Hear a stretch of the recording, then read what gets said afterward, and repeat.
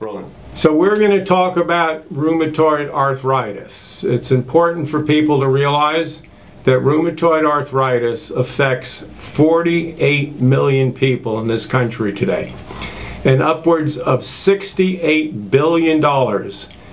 That's the cost to our society for lost productivity and for medications and for pain and suffering that people go through.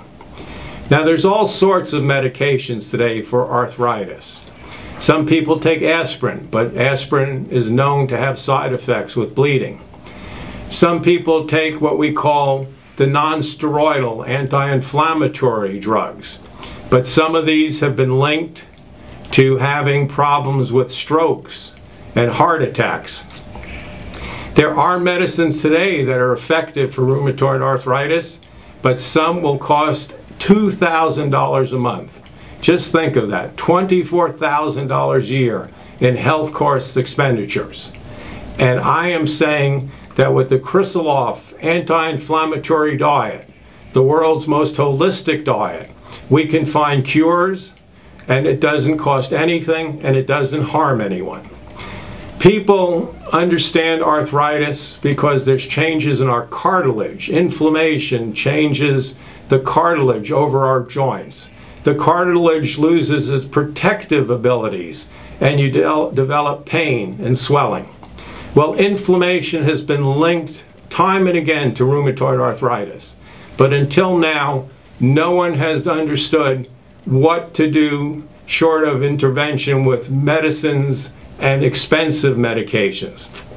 For the first time, I'm saying again that I believe that I have discovered empirically that caffeine, alcohol, and hot spices leads to the arthritis that we experience.